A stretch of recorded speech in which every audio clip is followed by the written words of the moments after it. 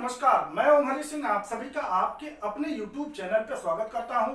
हम लोग नगर पंचायत की चर्चा कर रहे थे जिसमें हम लोगों ने नगरीय स्थानीय शासन क्या है, नगरीय स्थानीय शासन का इतिहास क्या है, उसकी संवैधानिक स्थिति क्या है, नगरीय क्षेत्र का अर्थ क्या है, नगरीय क्षेत्र में कौन कौन से क्षेत्र शामिल हैं, इन सब बातों की चर्चा पहले पार्ट में कर चुके हैं। अब हम लोग दूसरे पार्ट में नगर पंचायत, नगर पालिका और नगर निगम की चर्चा करेंगे कि ये है क्या, इसका गठन कौन करता है, संरचना कैसे निर्धारित होती है, सदस्यों का निर्वाचन किस प्रकार होता है, आरक्षण की क्या व्यवस्था है, कार्यकाल कितना होना चाहिए, योग्यता क्या है, साथ साथ नगर पंचायत, नगर पालिका और नगर निगम के कार्य क्या है और कुछ फैक्ट पॉइंट जो एग्जाम में पूछे जाते हैं, इन सब बातों को समझने का प्रयास करेंगे। तो आइए देखते हैं नगर पंचायत, नगर पालिका और नगर निगम है क्या। जहां तक भारतीय संविधान का प्रश्न है तो नगर पंचायत को या नगर पालिका को या नगर निगम को, नगर पंचायत को भारतीय संविधान के भाग 9A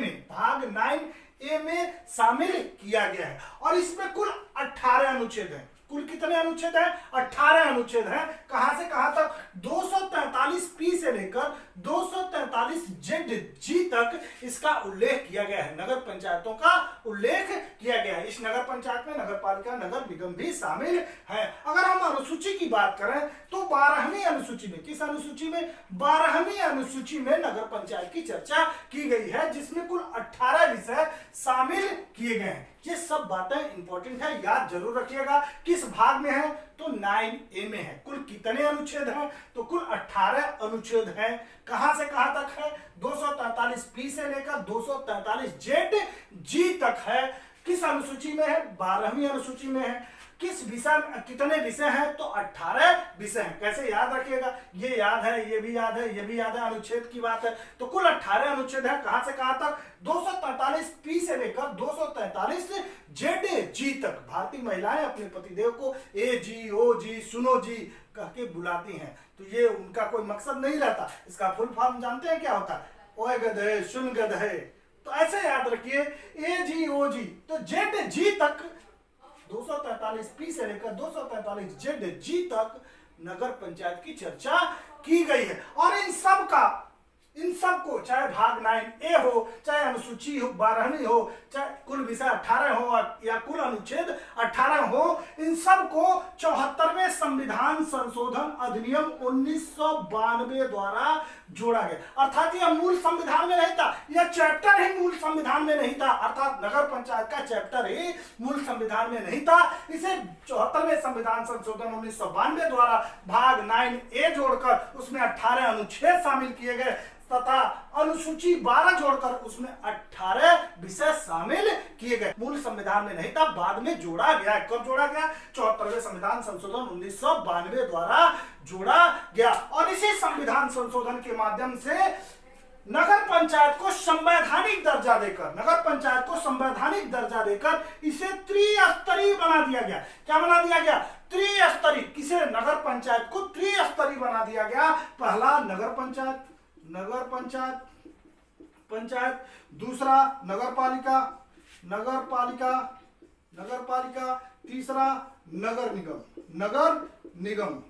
निगम। अर्थात 74वें संविधान संशोधन 1992 द्वारा नगर पंचायत को संवैधानिक दर्जा देकर इसे त्रिस्तरीय बना दिया गया। पहला नगर पंचायत, दूसरा नगर पालिका और तीसरा नगर निगम। नगर पंचायत कहाँ होगा? निचले स्तर पर होगा।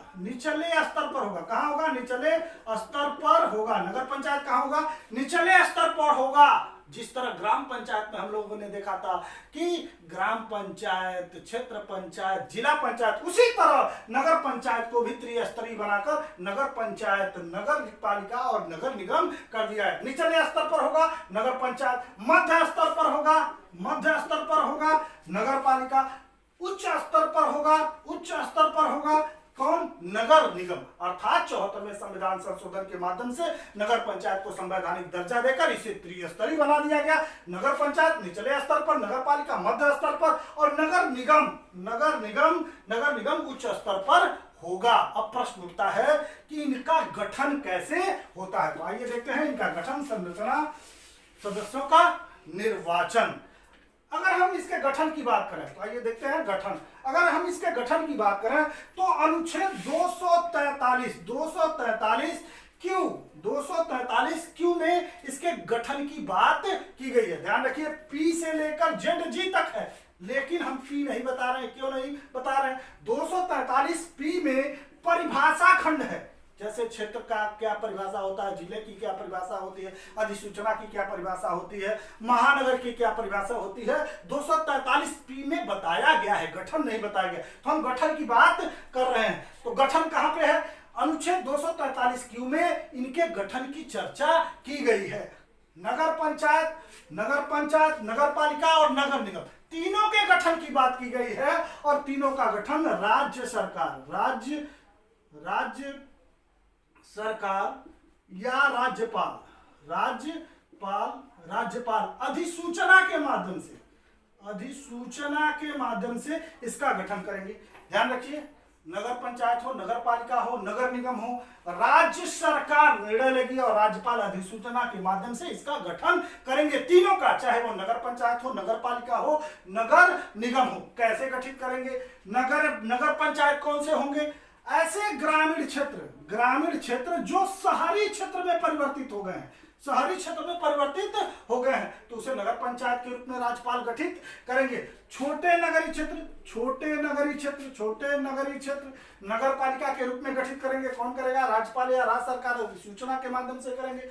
नगर निगम बड़े नगरीय क्षेत्र आएंगे इसमें, और इसका गठन राज्य सरकार या राज्यपाल अधिसूचना के माध्यम से करेंगे। कुल मिला के कहने का मतलब ये है, चाहे वो नगर पंचायत हो, नगर पालिका हो या नगर निगम हो, इसका गठन राज्य सरकार या राज्यपाल अधिसूचना के माध्यम से करेंगे। अब आइए संरचना देखते हैं। एक लाइन में याद रखिएगा कि इसका गठन राज्य सरकार या राज्यपाल अधिसूचना के माध्यम से करते हैं। इंपॉर्टेंट है, पूछा ही गया है। आइए संरचना की बात करें तो अनुच्छेद 243 आर और यस में बताया गया है इसकी संरचना, और कहा गया कि विधानमंडल नियम बनाकर, राज्य की विधानमंडल नियम बनाकर इसकी संरचना निर्धारित करेगा। क्यों राज्य का विधानमंडल नियम बनाकर संरचना निर्धारित करेगा? क्योंकि नगर पंचायत राज्य सूची का विषय है और राज्य सूची पे नियम बनाने का अधिकार किसे है? राज्य के विधान मंडलों को है। तो इसकी संरचना निर्धारित करने का अधिकार संविधान के अनुसार, आर्टिकल के अनुसार विधान मंडल को दिया गया है, और प्रत्येक राज्य की विधान मंडल अपने यहाँ नगर पालिका, नगर पंचायत, नगर पालिका और नगर निगम की संरचना नियम बनाकर निर्धारित कर सकती है। सामान्यतः इसकी संरचना इस प्रकार निर्धारित किया जाता है 10,000 की जनसंख्या पर, 10,000 से लेके 20,000 की जनसंख्या पर क्या नगर पंचायत की संरचना निर्धारित किया जाता है। बात करें तो दो तरह का होता है, एक तो 20,000 से लेकर 3 लाख से कम हो तो एक तरह का नगर पालिका की संरचना निर्धारित की जाती है। दूसरे तरह की 3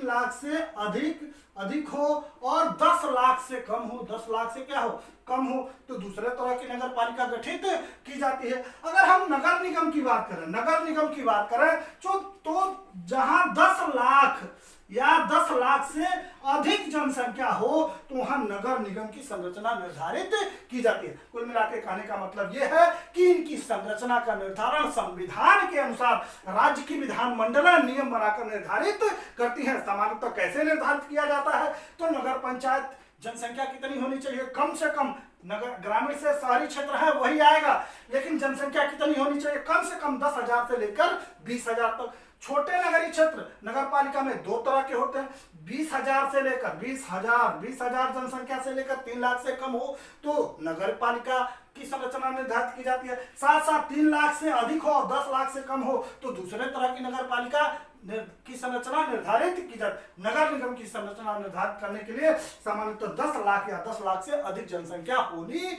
चाहिए। अब प्रश्न उठता है कि इन तीनों पंचायतों में, चाहे नगर पंचायत हो, नगर पालिका हो या नगर निगम हो, इनमें कुछ सदस्य होते हैं, उनके सदस्यों का निर्वाचन कैसे होता है देख लेते हैं। पहला निर्वाचन पहला है इसमें नगर नगर पंचायत विधानमंडल नियम बनाकर इनके निर्वाचन का तरीका निर्धारित कर सकते हैं। क्यों विधानमंडल ही करेगा? क्योंकि ये राज्य सूची का विषय है। विधानमंडल ही करेगा क्योंकि यह राज्य सूची का विषय है, और राज्य सूची का विषय होने के कारण राज्य की विधानमंडल नियम बना सकती हैं। तो नियम बनाकर इनके निर्वाचन का तरीका निर्धारित कर सकता है। नगर पंचायत में दो तरह के सदस्य होते हैं और दूसरा अध्यक्ष होते हैं। सदस्य और क्या होते हैं? अध्यक्ष। नगर पंचायत में सदस्य और क्या होते हैं? अध्यक्ष होते हैं। सदस्य और अध्यक्ष होते हैं, और इनका चुनाव प्रत्यक्ष रूप से जनता द्वारा होता है। प्रत्यक्ष रूप से जनता द्वारा। ध्यान रखिए, इस नगर पंचायत में क्या होते हैं? सदस्य और अध्यक्ष होते हैं। नगर पंचायत की संरचना 10,000 से 20,000 तक, और इसमें सदस्य और अध्यक्ष होते हैं, और इनका चुनाव जनता द्वारा प्रत्यक्ष रूप से किया जाता है। इंपॉर्टेंट है, ध्यान में रखिएगा। दूसरा आ जाइए, देखते हैं नगर पालिका में दो तरह के होते हैं। पहला 3 लाख से कम हो, जहां ऐसी नगर पालिका जिसकी जनसंख्या 3 लाख से कम हो, तो वहां चेयरमैन होते हैं, और इनका चुनाव जनता द्वारा प्रत्यक्ष रूप से होता है। जनता द्वारा होता है। इनका चुनाव प्रत्यक्ष रूप से कैसे होता है? जनता द्वारा। चेयरमैन बोलते हैं, टाउन एरिया के चेयरमैन बोलते हैं। तो इनका चुनाव जनता द्वारा प्रत्यक्ष रूप से होता है। दूसरे तरह की नगर पालिका जहां 3 लाख या 3 लाख से अधिक हो, 3 लाख से अधिक हो जनसंख्या, और 10 लाख से कम हो, वहां वार्ड समितियां कार्य करती हैं। वार्ड समितियां कार्य करती हैं। इंपॉर्टेंट है, ध्यान में रखिएगा। वार्ड समितियां कार्य करती हैं, और इस वार्ड समिति में सदस्य होते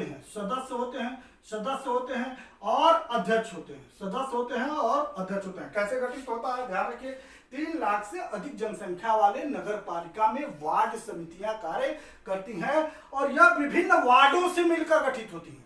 विभिन्न वार्ड मिलकर वार्ड समितियों का गठन करती हैं, और हर वार्ड का एक सदस्य होता है। तो यही सदस्य हो गया, और इस वार्ड समिति का एक अध्यक्ष होता है। तो इन दोनों का चुनाव कैसे होता है? सदस्य का चुनाव प्रत्यक्ष रूप से जनता द्वारा होता है, और अध्यक्ष का चुनाव अप्रत्यक्ष रूप से किया जाता है। जब सदस्य का चुनाव जनता द्वारा हो जाता है, तो यही सदस्य अपने में से किसी एक सदस्य को वार्ड समिति का अध्यक्ष निर्वाचित कर लेते हैं अप्रत्यक्ष रूप से। अर्थात अध्यक्ष का चुनाव अप्रत्यक्ष रूप से होता है। एक बार फिर समझ लीजिए, 3 लाख से कम जनसंख्या वाले में नगर पालिका में चेयरमैन होते हैं, उनका चुनाव जनता द्वारा प्रत्यक्ष रूप से किया जाता है। 3 लाख से अधिक जनसंख्या वाले नगर पालिका में वार्ड समितियां कार्य करती हैं, जिसमें वार्ड सदस्य होते हैं और अध्यक्ष होते हैं।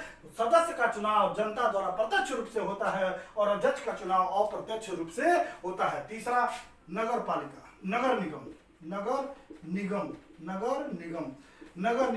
नगर निगम 10 लाख से या 10 लाख से अधिक हो तो नगर निगम स्थापित होता है, और इसमें क्या होते हैं? पार्षद होते हैं। पार्षद या सभासद बोला जाता है। और दूसरे होते हैं क्या? मेयर होते हैं। पार्षद या सभासद और मेयर होते हैं, जिसे महापौर भी कहा जाता है। कहाँ होंगे? नगर निगम में होंगे, और इनका चुनाव कैसे होगा? जनता द्वारा प्रत्यक्ष रूप से होता है। जनता द्वारा कैसे होता है? प्रत्यक्ष रूप से होता है। ध्यान रखिए, नगर निगम में पार्षद या सभासद होते हैं और मेयर होते हैं, जिसे महापौर कहा जाता है। इनका चुनाव जनता द्वारा प्रत्यक्ष रूप से होता है। इस नगर पालिका में 3 तरह के सदस्य होते हैं। ध्यान रखिए, इंपॉर्टेंट है। इस नगर पालिका में 3 तरह के सदस्य होते हैं। पहला निर्वाचित सदस्य, ये हो गए निर्वाचित सदस्य। ये हो गए क्या? निर्वाचित सदस्य हो गए। ये कौन हो गए? पार्षद और मेयर, निर्वाचित, जनता द्वारा निर्वाचित हो रहे हैं प्रत्यक्ष रूप से। दूसरा सदस्य होते हैं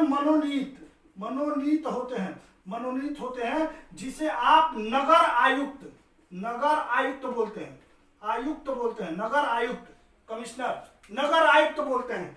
मनोनीत होते हैं। कहाँ? किसके द्वारा? राज्य सरकार द्वारा मनोनीत होते हैं। ध्यान रखिएगा, इंपॉर्टेंट है, राज्य सरकार द्वारा मनोनीत होते हैं। किसके द्वारा? राज्य सरकार द्वारा मनोनीत होते हैं। कौन? नगर आयुक्त या नगरा आयुक्त, जिसे कमिश्नर भी बोला जाता है, ये मनोनीत होते हैं किसके द्वारा? राज्य सरकार द्वारा, और इनके पास कार्यकारी शक्तियां निहित होती हैं। साथ साथ एक तरह के और सदस्य होते हैं जिसे पदेन सदस्य बोला जाता है। पदेन सदस्य क्षेत्र के सांसद और विधायक भी नगर पालिका के पदेन सदस्य होते हैं। इनका चुनाव जनता द्वारा होता है। कब होता है? जब लोकसभा और विधानसभा का चुनाव होता है। तो क्षेत्र के सांसद और विधायक, चाहे वो लोकसभा के हों, चाहे राज्यसभा के हों, चाहे विधायक विधान सभा के हों, चाहे विधान परिषद के हों, वो भी पदेन सदस्य होते हैं। नगर पालिका में बैठक की कार्रवाई में भाग लेंगे, लेकिन मतदान में वो भाग नहीं देते। याद रखिए, नगर पालिका में 3 तरह के सदस्य हो रहे हैं। निर्वाचित सदस्य, जिसे पार्षद या सभासद बोला जाता है, जनता द्वारा प्रत्यक्ष रूप से। मेयर होते हैं, जिसे महापौर बोला जाता है, ठीक है, इनका चुनाव भी जनता द्वारा प्रत्यक्ष रूप से होता है। और यही मेयर नगर निगम का प्रथम नागरिक होता है, औपचारिक अध्यक्ष होता है, नगर निगम की बैठक बुलाता है। ध्यान रखिएगा, नगर निगम का प्रथम नागरिक, जिस तरह देश का प्रथम नागरिक राष्ट्रपति होते हैं, उसी तरह नगर निगम का प्रथम नागरिक मेयर होता है या महापौर होता है। दूसरा, मनोनीत सदस्य नगर आयुक्त। नगर आयुक्त होते हैं, राज्य सरकार द्वारा मनोनीत किए जाते हैं और इनके पास कार्यकारी शक्तियां निहित होती हैं। तीसरे तरह के सदस्य पदेन सदस्य होते हैं, सांसद और विधायक। क्षेत्र के सांसद और विधायक इसके पदेन सदस्य होते हैं और इनका चुनाव जनता द्वारा भविष्य में किया जाता है। लेकिन जब ये चुनाव हो जाता है, सांसद और विधायक इसके पदेन सदस्य हो जाते हैं। तो इनका निर्वाचन हो गया। नगर पंचायत में सदस्य और अध्यक्ष जनता द्वारा प्रत्यक्ष रूप से। नगर पालिका 3 लाख से कम है तो चेयरमैन होंगे। नगर पालिका है, 3 लाख से कम जनसंख्या है, चेयरमैन होंगे, जनता द्वारा प्रत्यक्ष रूप से चुनाव होगा। 3 लाख से अधिक आबादी है तो वार्ड समितियां कार्य करती हैं और इस वार्ड समिति में सदस्य और अध्यक्ष होते हैं। सदस्य का चुनाव प्रत्यक्ष रूप से जनता द्वारा, अध्यक्ष का चुनाव अप्रत्यक्ष रूप से इन सदस्यों द्वारा किया जाता है। अब आइए नगर निगम में पार्षद जिसे सभासद बोला जाता है, मेयर जिसे महापौर बोला जाता है, इनका चुनाव जनता द्वारा प्रत्यक्ष रूप से होता है। साथ साथ मनोनीत सदस्य होते हैं, जिसे नगर आयुक्त बोला जाता है, राज्य सरकार द्वारा मनोनीत होते हैं, जिनके पास कार्यकारी शक्तियां होती हैं। पदेन सदस्य होते हैं क्षेत्र के सांसद और विधायक। ये रहा गठन, कौन करेगा? राज्य सरकार करेगा। संरचना कौन निर्धारित करेगी? विधान मंडल नियम बनाकर निर्धारित करेगी। और ये निर्वाचन का तरीका है, इंपॉर्टेंट है, पूछा जाता है। अब आइए देखते हैं इसका आरक्षण की क्या व्यवस्था है। इसमें आरक्षण की क्या व्यवस्था है? आरक्षण चाहे ग्राम नगर पंचायत हो, नगर पालिका हो या नगर निगम हो, आरक्षण भारतीय संविधान के अनुच्छेद 243 टी में किया गया है और कहा गया है कि विधानमंडल नियम बनाकर आरक्षण दे सकता है। कैसे देगा?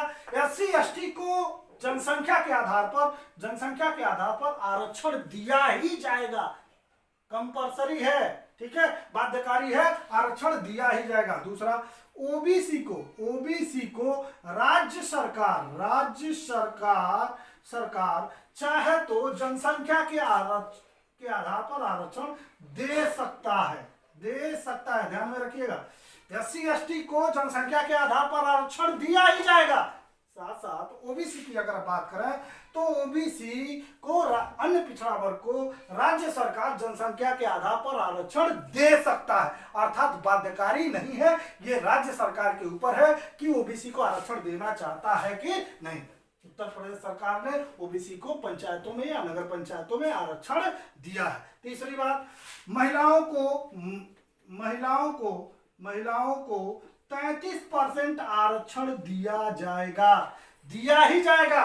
33%, कभी कभी 1/3 लिख दिया जाता है, तो दोनों बातें एक ही है। 33% आरक्षण दिया ही जाएगा, अर्थात बाध्यकारी है। बाध्य क्या है? बाध्यकारी है। इसमें 33% आरक्षण देना ही होगा। किसको? महिलाओं को।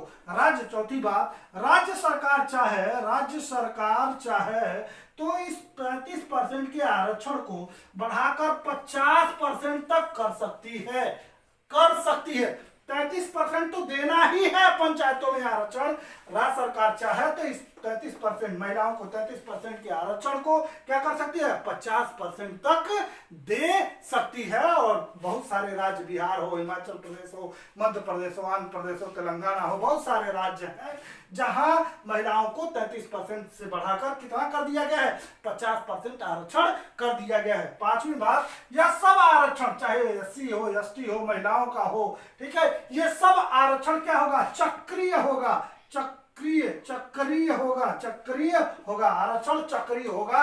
चक्रीय का क्या मतलब है समझिए, आरक्षण क्या होगा, चक्रीय होगा। क्या मतलब है कि अगर इस साल मेयर का पद महिला है, ओबीसी महिला है, तो अगले साल सामान्य हो सकता है, अगले साल सामान्य महिला हो सकता है, अगले साल एससी हो सकता है, अगले साल इसी तरह अगले साल एसटी हो सकता है। इस तरह बदलता रहेगा, हर 5 साल पर आरक्षण क्या होगा, बदलता रहेगा। कभी महिला होगा, कभी पुरुष होगा, कभी एससी होगा, कभी एसटी होगा, कभी ओबीसी होगा, इस तरह बदलता रहेगा। तो ध्यान रखिए 5 बातें। आरक्षण में एससी एसटी को जनसंख्या के आधार पर आरक्षण दिया ही जाएगा, कंपलसरी है, बाध्यकारी है। ओबीसी को राज्य सरकार चाहे तो आरक्षण दे सकता है, उत्तर प्रदेश सरकार ने आरक्षण दिया है। महिलाओं को 33% आरक्षण दिया ही जाएगा। चौथी बात, राज्य सरकार चाहे तो 33%, इस 33% के आरक्षण को 50% तक बढ़ा सकती है। और यह आरक्षण क्या होगा, चक्रीय होगा, प्रत्येक 5 साल पर बदलता रहेगा। चक्रीय से मतलब प्रत्येक 5 साल पर बदलता रहेगा। ध्यान रखना यह है कि अरुणाचल प्रदेश में एससी के लिए, अर्थात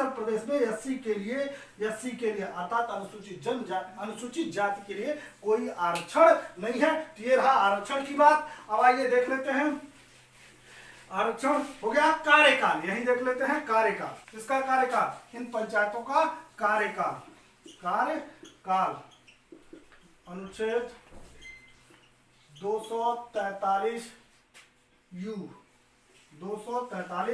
यू में कार्यकाल बताया गया है। कौन कौन से, नगर पंचायत, नगर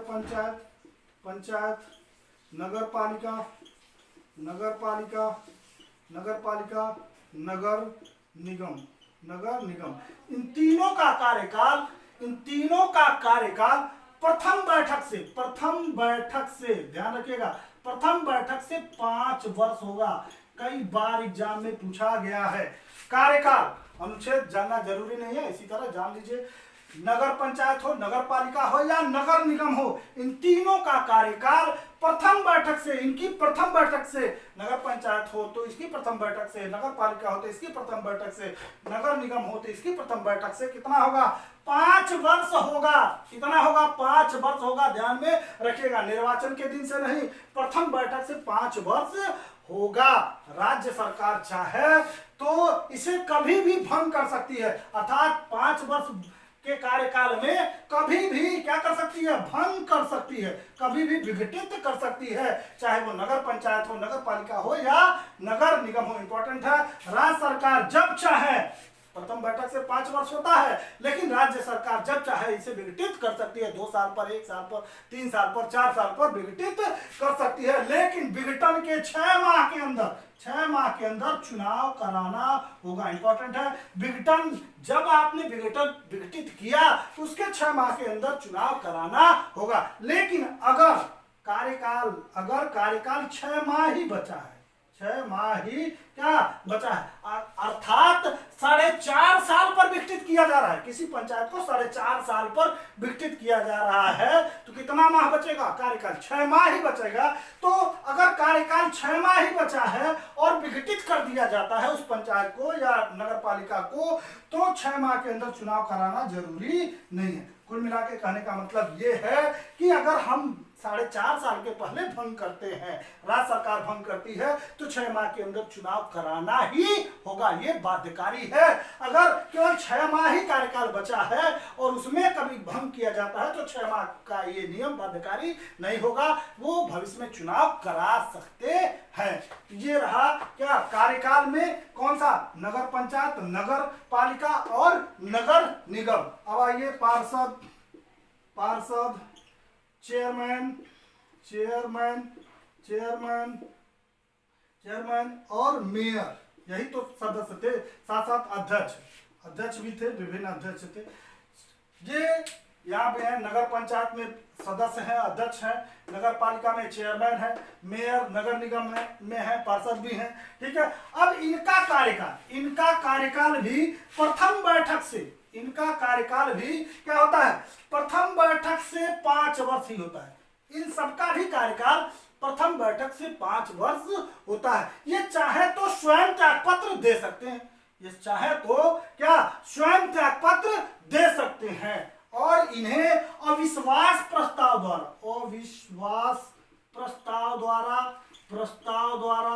हटाया जा सकता है। इन्हें अविश्वास प्रस्ताव द्वारा हटाया भी जा सकता है। ध्यान में रखिए, इनका कार्यकाल भी 5 वर्ष होता है प्रथम बैठक से, वो स्वयं त्यागपत्र भी दे सकते हैं, और इन्हें अविश्वास प्रस्ताव द्वारा हटाया जा सकता है। और ऐसा अविश्वास प्रस्ताव कैसे, विशेष बहुमत से पास किया जाएगा। विशेष बहुमत से मतलब है 2/3 बहुमत से पास किया जाएगा। ध्यान में रखिएगा, अविश्वास प्रस्ताव द्वारा हटाया जा सकता है, अर्थात अविश्वास प्रस्ताव लाकर उसे पास करके कैसे पास करेंगे, विशेष बहुमत से पास करेंगे। और ऐसा विशेष बहुमत किस प्रकार का होता है, 2/3 बहुमत से पास किया जाएगा, और जैसे ही पास कर दिया जाता है ये लोग हट जाएंगे, या जिसके खिलाफ लाया गया है वो हट जाएंगे। लेकिन ऐसा अविश्वास प्रस्ताव किसी के खिलाफ, ऐसा अविश्वास प्रस्ताव कार्यकाल के 2 प्रारंभिक 2 वर्ष में नहीं लाया जाएगा।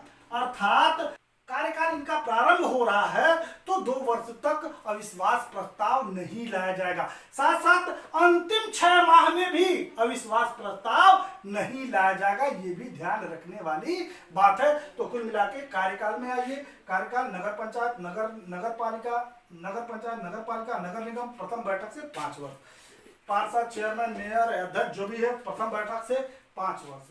इन्हें स्वयं त्यागपत्र ये दे सकता है, अविश्वास प्रस्ताव द्वारा हटाया जा सकता है। कैसे अविश्वास प्रस्ताव, विशेष बहुमत से पास किया जाएगा, 2/3 बहुमत से, अर्थात 2/3 बहुमत से पास किया जाएगा। और ऐसा अविश्वास प्रस्ताव प्रारंभिक 2 वर्ष के कार्यकाल में नहीं लाया जाएगा, 2 वर्ष बाद ही अविश्वास प्रस्ताव लाया जाएगा, और अंतिम 6 माह में भी कार्यकाल में ये प्रस्ताव नहीं लाया जाएगा। इसके साथ साथ अब देख लेते हैं योग्यता सब लोगों को मालूम है। योग्यता क्या है, योग्यता सबकी योग्यता क्या है, 21 वर्ष होनी चाहिए। क्या होना चाहिए, 21 वर्ष होना चाहिए। निर्वाचक नियमावली में नाम हो, अर्थात मतदाता सूची में नाम दर्ज हो। साथ साथ राज्य सरकार चाहे तो अन्य योग्यता भी लगा सकता है, शैक्षणिक योग्यता भी लगाई जा सकती है, जैसा कि राजस्थान और हरियाणा ने शैक्षणिक योग्यता लगाया है कि इंटर पास या बीए पास ही, स्नातक किया हुआ व्यक्ति ही मेयर बन सकता है। ऐसी योग्यता लगाई जा सकती है, राजस्थान और हरियाणा ने ऐसी योग्यता लगाई है। कुल मिला के कहने का मतलब है कि शैक्षणिक योग्यता भी लगाई जा सकती है, या अन्य योग्यता भी लगाई जा सकती है कि जिसके बिजली के बिल हो, टेलीफोन का बिल हो, बकाया हो, तो वो चुनाव नहीं लड़ सकते। ऐसी अन्य योग्यता भी लगाई जा सकती है कि जिसके 2 से अधिक संतानें हो वो चुनाव नहीं लड़ सकते, ये 14 का उल्लंघन नहीं होगा। और भी शर्तें लगाई जा सकती हैं कि जिनके घर शौचालय नहीं है वो चुनाव नहीं लड़ सकते। कुल मिला के कहने का मतलब ये है कि योग्यता विधानमंडल नियम बनाकर निर्धारित कर सकती है। साथ साथ अब आ जाइए बैठक देख लेते हैं। तो बैठक जो भी अध्यक्ष होगा, नगर पंचायत हो, नगर पालिका हो, नगर पंचायत का अध्यक्ष होगा, नगर पालिका में चेयरमैन होंगे, ठीक है, या वार्ड समितियों के अध्यक्ष होंगे, और नगर निगम में मेयर होंगे। ये इनकी बैठक क्या करेंगे, बुलाएंगे, वो बैठक बुलाएंगे। बैठक कौन बुलाएगा, अध्यक्ष ही बुलाएगा, अध्यक्ष ही बैठक बुलाएगा, ठीक है। और इस बैठक में कम से कम 1/3 सदस्य जो कोरम होता है वो कोरम होना चाहिए। और इस बैठक में क्षेत्र के सांसद और विधायक भाग ले सकते हैं। क्षेत्र के सांसद और विधायक भाग ले सकते हैं क्योंकि ये पदेन सदस्य होते हैं। अगर उनके क्षेत्र की जनसंख्या इसमें कहीं भी, चाहे वो नगर पंचायत हो, नगर पालिका हो, नगर निगम हो, अगर आच्छादित होती है तो ये क्षेत्र के सांसद और विधायक इस बैठक में भाग लेंगे। कार्रवाई में बोलने का अधिकार है, सब कुछ समझने का अधिकार है, बस में भाग लेने का अधिकार है, लेकिन मतदान करने का इनके पास अधिकार नहीं है। ये रहा आरक्षण हो गया, कार्यकाल हो गया, योग्यता, बैठक। अब आइए देख लेते हैं कार्य। कार्य नगर पंचायत, नगर पालिका, नगर निगम के कार्य क्या है या शक्तियां क्या है? कार्य या शक्तियां, कार्य या शक्तियां। अनुच्छेद 243 डब्ल्यू में इसके कार्य या शक्तियां दी गई। नगर पंचायत हो, नगर पालिका हो या नगर निगम हो, सबके कार्य बताए गए हैं। पहला कार्य या ऐसे कार्य बताया गया है कि विधानमंडल नियम बनाकर इन पंचायतों को, नगर पंचायत हो, नगर पालिका हो या नगर निगम को शक्तियां प्रदान कर सकता है। ऐसी शक्तियां प्रदान कर सकता है जिससे यह संस्थाएं स्वावलंबी रूप से या अस्थायी रूप से कार्य कर सकें या अपने सक्षमता को बनाए रखते हुए कार्य कर सकें। और ये कार्य क्या क्या है? पहला आर्थिक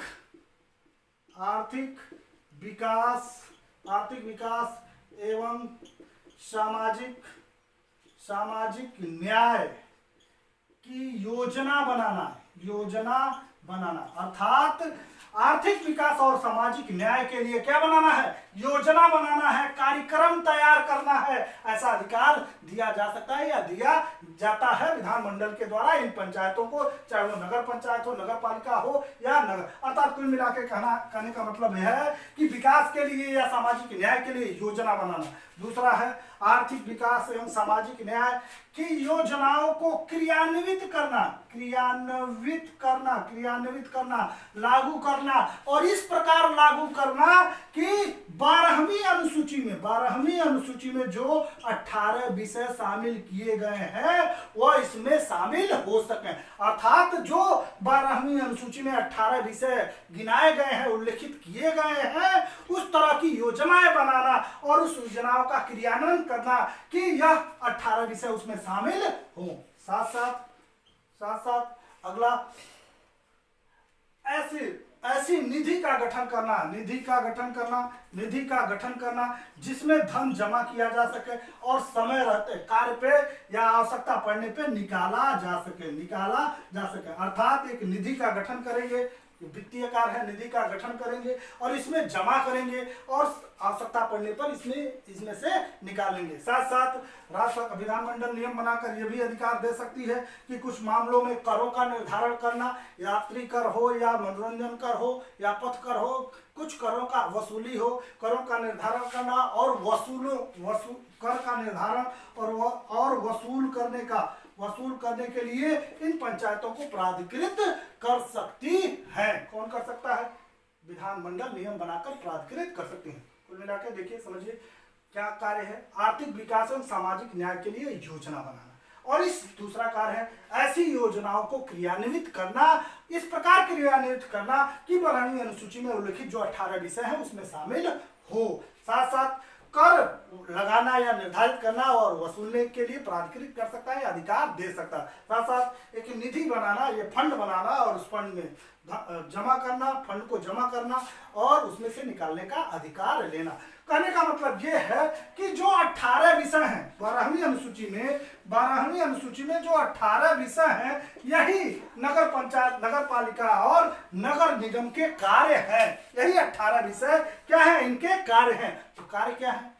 नगर पंचायत के लिए योजना बनाना, आर्थिक विकास की योजना बनाना, सामाजिक न्याय के विकास की योजना बनाना, भूमि का उपयोग करना और क्या भवन बनाना, आवास विकास के माध्यम से गरीबों को आवास उपलब्ध कराना, सड़क बनवाना, पुल बनवाना, जल निकासी की व्यवस्था करना, पेयजल की व्यवस्था करना, कब्रिस्तान और शमशान की व्यवस्था करना, आवारा पशुओं यातायात में बाधा डालते हैं उन्हें सुरक्षित स्थान पर रखना, उनको पशुओं को क्रूरता से बचाना, विद्युतीकरण कराना अर्थात लाइट की व्यवस्था कराना, जल की व्यवस्था करना, टोटी के माध्यम से हम जल वितरित करवा रहे हैं, सार्वजनिक वितरण प्रणाली के आधार पर हम अनाज उपलब्ध करा रहे हैं, जन्म और मृत्यु का पंजीकरण कराना, सांस्कृतिक कार्यक्रम कराना, ठीक है, जल सांस्कृतिक कार्यक्रम, जल सुविधाएं उपलब्ध कराना, ये सारे कार्य इस नगर पंचायत, नगर पालिका या नगर निगम के होते हैं। कुल मिला के कहने का मतलब ये है, जो 12वीं अनुसूची में 18 कार्य बताए हैं, विषय है, यही इनके क्या है, कार्य हैं। और इन सब के लिए पैसे की आवश्यकता पड़ेगी, और इन सब के लिए कुछ फैक्ट पॉइंट है, उसे भी जान लेते हैं। इन सब के लिए पैसे की आवश्यकता पड़ती है, फंड की आवश्यकता पड़ती है, तो इसके लिए क्या बनाया गया है, राज्य वित्त आयोग बताया गया है। राज्य वित्त आयोग, राज्य वित्त आयोग का गठन किया गया है, और इसी के सिफारिश पर राज्य और पंचायतों के बीच, अर्थात इन पंचायतों के बीच, नगर पंचायतों के बीच, राज्य और नगर पंचायतों के बीच राजस्व का वितरण किया जाता है। साथ साथ इसी के सिफारिश पर सहायता अनुदान भी प्राप्त होता है, किसे, इन नगर पंचायतों को। अर्थात राज्य वित्त आयोग की भी बात की गई है इस नगर पंचायत में, ठीक है। साथ साथ लेखा रखना, खाता रखना या लेखे रखने की बात की गई है कि अपना खाता रखिए, समय समय पर ऑडिट कराइए और उसे सुरक्षित रखिए जिससे जांच किया जा सके। साथ साथ इनका चुनाव कराने के लिए, नगर पंचायत, नगर पालिका, नगर निगम का चुनाव कराने के लिए राज्य निर्वाचन आयोग का भी गठन किया गया है। राज्य वित्त आयोग है, उसी तरह राज्य निर्वाचन आयोग क्या करेगा, नगर पंचायत, नगर पालिका और नगर निगम का क्या कराएगा, चुनाव कराएगा समय समय पर। ध्यान रखना है, चुनाव आयोग कराता है, लेकिन चुनाव कराने का निर्णय राज्य सरकार लेती है। आगे भी बात होगी इनकी, हम चर्चा करेंगे। साथ साथ राज्य जिला योजना समिति का भी गठन किया जाता है। प्रत्येक जिले में जिला योजना समिति का गठन किया जाता है, और यह जिला योजना समिति संपूर्ण जिले के विकास का एक खाका, एक प्रारूप तैयार करके राज्य सरकार को प्रेषित करती है। आगे हम लोग चर्चा करेंगे। अर्थात कुल मिला के कहने का मतलब है कि जिले के विकास का प्रारूप तैयार करने के लिए और उस प्रारूप को राज्य सरकार तक पहुंचाने के लिए जिला योजना समिति का गठन किया गया है। साथ साथ महानगर योजना समिति, इसका काम क्या है, महानगर योजना समिति का भी गठन किया गया है। महानगर के विकास के लिए, कहाँ के, महानगर के विकास के लिए और उस विकास का प्रारूप तैयार करने के लिए महानगर योजना समिति का गठन किया गया है, और वो प्रारूप तैयार करेगा पूरे महानगर का और राज्य सरकार को प्रेषित करेगा। साथ साथ और भी फैक्ट पॉइंट है इसी से संबंधित। इस नगर पंचायत को राष्ट्रपति चाहे, इस नगर पंचायत को राष्ट्रपति चाहे तो केंद्र शासित प्रदेशों में भी लागू कर सकते हैं। कहाँ लागू कर सकते हैं, केंद्र शासित प्रदेशों में भी लागू कर सकते हैं। कौन करेगा, राष्ट्रपति करेगा। साथ साथ यहीं पे ये भी बताया गया है कि नगर पंचायत कुछ क्षेत्रों में लागू नहीं होता। किन किन क्षेत्रों में लागू नहीं होता, अनुच्छेद 244 के अंतर्गत अनुसूचित क्षेत्र हो और जनजाति क्षेत्र हो, जनजाति क्षेत्र हो, यहाँ यह नगर पंचायत लागू नहीं होगा। नगर पंचायत से मतलब है नगर पंचायत, नगर पालिका और नगर निगम लागू नहीं होगा। साथ साथ पश्चिम बंगाल के दार्जिलिंग जिले में भी यह व्यवस्था लागू नहीं होता। ये इंपॉर्टेंट है, याद रखिएगा। 244 के अंतर्गत अनुसूचित क्षेत्र घोषित किया गया हो या जनजाति क्षेत्र घोषित किया गया हो, वहां ये व्यवस्था लागू नहीं होती। साथ साथ पश्चिमी बंगाल के दार्जिलिंग जिले के पर्वतीय क्षेत्रों में भी यह व्यवस्था लागू नहीं होती। कुछ और फैक्ट पॉइंट है जो इंपॉर्टेंट है, ध्यान रखिए। महानगर किसे कहा जाता है, कई बार एग्जाम में पूछा गया है। महानगर इसका गठन कौन करता है, राज्यपाल। महानगर की घोषणा या गठित करने की घोषणा राज्यपाल करते हैं। इंपॉर्टेंट है, पूछा जाता है। इसकी घोषणा कौन करता है, घोषणा कौन करता है? राज्यपाल। महानगर की घोषणा या महानगर गठित होने की घोषणा अधिसूचना के माध्यम से राज्यपाल करते हैं। और ऐसे क्षेत्र को जिसकी जनसंख्या 10 लाख या 10 लाख से क्या हो, 10 लाख से अधिक हो, तो उसे महानगर क्षेत्र घोषित किया जाता है। किसके द्वारा? राज्यपाल द्वारा। कई बार एग्जाम में पूछा गया है महानगर किसे कहा जाता है, तो 10 लाख या 10 लाख से अधिक जनसंख्या हो उसे महानगर कहा जाएगा। कब कहा जाएगा? जब राज्यपाल अधिसूचना के माध्यम से ऐसी घोषणा करेंगे तब कहा जाएगा। कुल मिला के कहने का मतलब है कि महानगर की घोषणा अधिसूचना के माध्यम से राज्यपाल करेंगे। इंपॉर्टेंट है, ध्यान में रखिएगा। और एक चीज और आता है मेघा शहर। मेघा शहर ऐसा शहर जिसकी जनसंख्या 50 लाख या इससे अधिक हो। 50 लाख या उससे अधिक हो तो उसे हम मेघा शहर कहते हैं। और पहला मेघा शहर कलकत्ता है। प्रथम मेघा शहर क्या है? कलकत्ता है प्रथम मेघा शहर। और सबसे बड़ा मेघा शहर जनसंख्या के आधार पर मुंबई है। तो ये मेघा शहर है जिनकी जनसंख्या 50 लाख या 50 लाख से अधिक हो उसे मेघा शहर कहा जाता है। पहली बार मेघा शहर कौन बना था?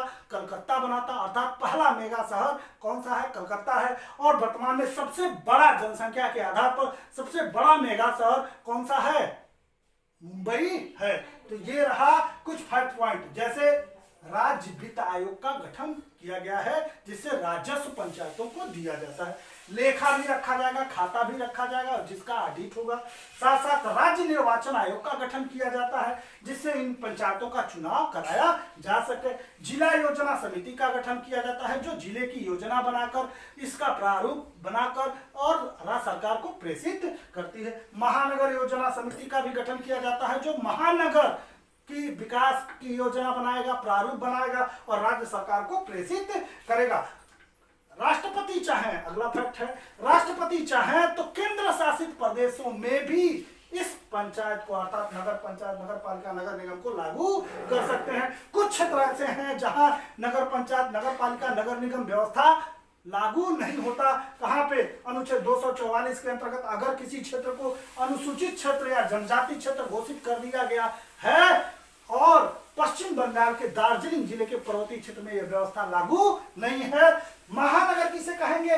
10 लाख या 10 लाख से अधिक जनसंख्या हो, ठीक है, उसे महानगर कहा जाता है। लेकिन तब कहा जाएगा जब राज्यपाल अधिसूचना के माध्यम से ऐसी घोषणा करेंगे तो उसे महानगर कहा जाएगा। मेगा शहर 50 लाख या 50 लाख से अधिक जनसंख्या हो तो उसे मेगा शहर कहा जाता है। और प्रथम मेगा शहर कलकत्ता है और वर्तमान में सबसे बड़ा मेगा शहर जनसंख्या के आधार पर कौन सा है? मुंबई है।